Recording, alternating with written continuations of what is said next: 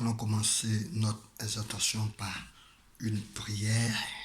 Seigneur, dans le nom de Jésus-Christ, Père éternel, je te confie ce moment dans le nom de Jésus-Christ, Seigneur, que je m'efface et que toi, tu prennes le contrôle. Seigneur, que mon esprit soit soumis à ton esprit, Seigneur, afin que les paroles qui sortent de ma bouche ne soient pas moi mes paroles, mais que ce soit toi tes paroles, Seigneur. Je veux glorifier ton nom, je veux exalter ce nom. Que ton nom soit élevé et que ton nom soit exalté dans le nom de Jésus-Christ Nazareth. Amen. Aujourd'hui, notre exhortation va s'intituler sur l'autel et comment bâtir l'autel de Dieu. D'abord, nous allons définir l'autel. Nous allons définir l'autel. En deuxième position, quelques formes et dimensions de l'autel. Voilà ce que nous allons faire aujourd'hui. L'autel est la table sacrée sur laquelle on place les offrandes destinées à la divinité. Il peut avoir des formes et des dimensions différentes suivant les lieux ou les besoins de culte. Nous avons en petit A l'autel des holocaustes. Dans le pavis intérieur, en face du portique du temple, il servait pour toute espèce de sacrifice. On le voit dans 1 Roi 6 et 7, ou bien dans 2 Chroniques 4, verset 1. Nous avons aussi comme autel la table des pains de proposition. Il est situé dans le lieu saint. Elle est appelée autel. 1 Roi 6, verset 20. Ézéchiel 41, verset 22. C'est un autel véritable. On plaçait chaque semaine les pains de proposition comme offrande spéciale à l'Éternel. L'offrande des pains était accompagnée d'une offrande d'encens. Lévitique 24, verset 7. On a aussi l'autel de parfum, qui est situé dans le lieu saint, devant le lieu très, très saint. Il a rapidement pris une importance particulière. On le trouve dans Apocalypse 8, verset 1 à verset 5. Vous savez, l'autel aussi est un lieu où le sacré et le divin se rencontrent. C'est dans notre ère que les chrétiens rigolent avec l'autel de Dieu. Ils rentrent avec tout ce qu'ils veulent. Mais quand tu pars dans un autre lieu de culte, quand vous partez chez les Rosicruciens, vous partez chez des marabouts, vous partez chez des maricaris, vous voyez comment les gens respectent l'autel de leur Dieu. Mais nous les chrétiens, on vient comme on veut, on vient en retard, on vient avec des téléphones, le téléphone sonne pendant qu'il y a le culte, pendant qu'il y a l'adoration. Les chrétiens d'aujourd'hui ne respectent pas l'autel de Dieu. Alors que la Bible dit que l'autel, c'est le lieu très saint. L'autel, c'est le lieu où le sacré et le divin se rencontrent. Mais les gens connaissent que l'autel maléfique, l'autel de la sorcellerie. Alors, entre l'autel de la sorcellerie et l'autel de Dieu, c'est l'autel de Dieu qui a toujours existé depuis le commencement des temps.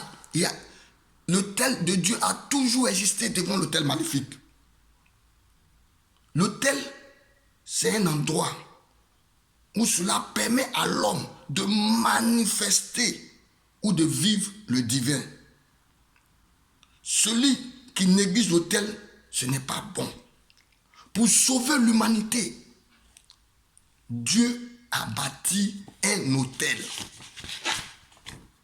qu'on appelle Golgotha. Pour sauver même l'humanité. Regardez ce que Dieu fait. Dieu bâtit un autel qu'on appelle Jésus-Christ de Nazareth.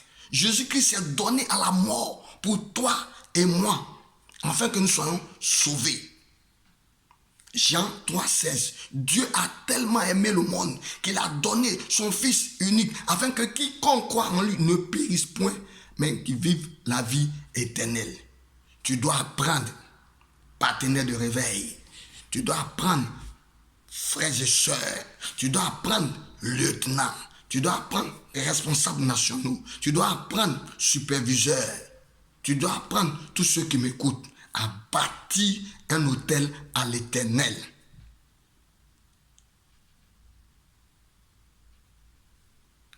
Il y a des prières. Tu fais tant plusieurs prières et il n'y a pas d'accomplissement. Tu fais oui, Seigneur, je veux tant. Souvent tu n'as pas besoin de faire des prières. Dans d'autres cas, tu peux simplement bâtir un autel à l'Éternel. Et là, automatiquement, le problème est réglé. Et cela aboutit à une solution. C'est bien de prier. Il est évident même de prier. Il est important de prier. Mais c'est aussi normal de bâtir un autel à l'Éternel. On ne peut pas bâtir un autel à l'Éternel sans sacrifice. Regardez les gens quand ils vont chez les Nganga, ils vont chez les marabouts, ils vont chez les Komia, lorsqu'ils vont voir leur faux Dieu et que le marabout lui dit que papa, maman, tu dois faire des offrandes sacrificielles, tu dois bâtir un autel. Ils vont payer les choses inexplicables. On dit va prendre un bœuf noir qui coûte à 500 000 francs CFA, qui coûte à 300, 400, 500 euros. Et la personne, comme il croit à ce marabout, il croit à ce nganga, il croit à ce féticheur, il va y faire cela et il bâtit son hôtel et il a les résultats. Mais pour les chrétiens, non, c'est-à-dire, il paraît que non, il n'y a pas d'hôtel sans sacrifice. Ça n'existe pas. Les chrétiens aiment trop tout ce qui est gratuit. Les chrétiens n'aiment pas bâtir l'hôtel de Dieu. Jésus-Christ s'est donné comme sacrifice. C'est un prix qui a coûté. Dieu a fait venir son fils sur la terre et il a sacrifié pour que toi et moi nous soyons sauvés. Son sang a coulé. Et on chante, son sang a coulé, ruisselé. Oui, mais c'est un autel. C'est grâce à cet autel que toi et moi nous sommes sauvés. C'est grâce à cet autel qu'on dit au nom de Jésus-Christ, parlez, et la chose part. Au nom de Jésus-Christ, on a la solution. Parce que cet autel a coûté la vie à notre Seigneur Jésus-Christ. Donc il n'y a pas d'autel sans sacrifice. Il n'y a pas de gratuité dans l'autel. L'autel, ça coûte. Le premier autel à bâtir, nous allons lire un verset, le livre de Proverbes 4, verset 23. La Bible dit, garde ton cœur plus que toute autre chose. Donc le premier autel, c'est ton cœur. Tu ne peux pas marcher avec Dieu si ton cœur n'est pas disposé à suivre Dieu. Ton cœur est un autel.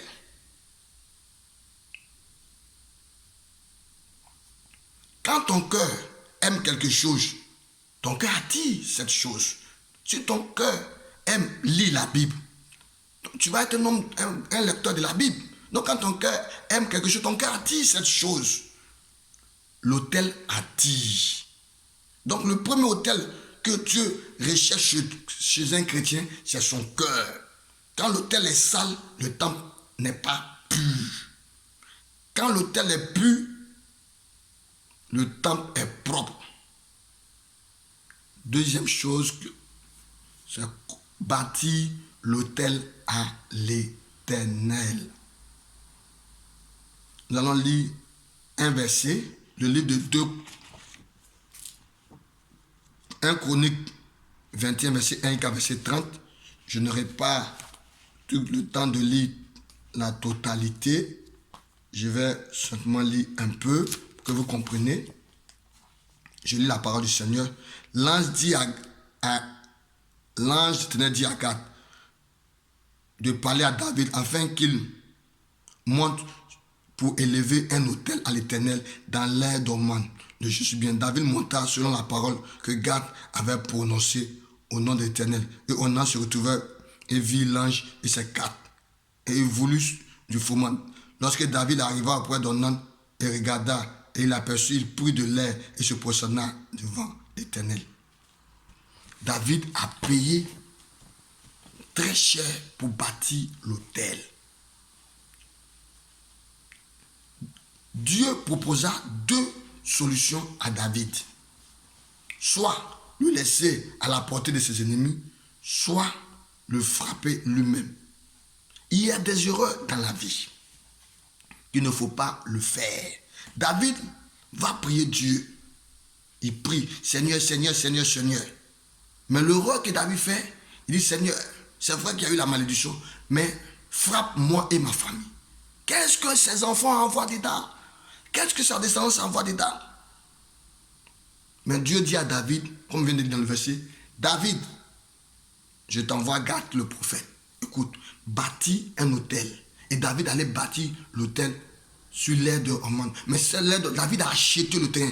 David a fait un autel sacrificiel. Et Dieu, dans sa clémence, Dieu, dans son pardon, a arrêté la colère. Et la main de l'ange exterminateur s'est arrêtée sur le peuple.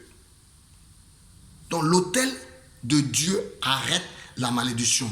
L'autel de Dieu corrige et règle beaucoup de choses dans nos vies. Il est important d'avoir un père spirituel. Parce que le père spirituel peut t'enseigner comment bâtir un autel. Arrêtez la gratuité dans la vie. Tout ce qui est gratuit n'envoie pas la bénédiction. L'autel, ça coûte. Et l'autel apporte la bénédiction. Pour regarder même, pour sauver l'humanité. Qu'est-ce que Dieu fait? Dieu bâtit un autel qui a coûté à Dieu son fils unique, l'unique, Jésus-Christ. Quand tu viens à l'église, il faut toujours apporter dans la maison de l'Éternel. Quand tu bâtis un autel à l'Éternel et que tu pries, Dieu t'accorde la bénédiction. Il faut toujours bâtir un autel à l'Éternel. Et cet autel va parler pour toi et ta descendance. Frères et sœurs, partenaires de réveil, intercesseurs, lieutenants, responsables nationaux, responsables de contrôle, je vous encourage à bâtir un autel à l'Éternel. Je vous encourage de ne pas rentrer dans la maison de l'Éternel avec les mêmes vides. Car nous, chrétiens d'aujourd'hui, nous aimons trop la gratuité. Voilà pourquoi les gens du monde sont bénis par rapport aux chrétiens. Les chrétiens aiment tout ce qui est facile. Non, Dieu nous a donné un exemple. Pour sauver l'humanité, il a bâti un autel qui l'a coûté la mort de son fils. Donc l'autel, ça coûte. Toi qui m'écoutes, il faut apprendre à bâtir l'autel de Dieu. Et l'autel, ça se coûte. Il faut apprendre à faire des sacrifices pour Dieu.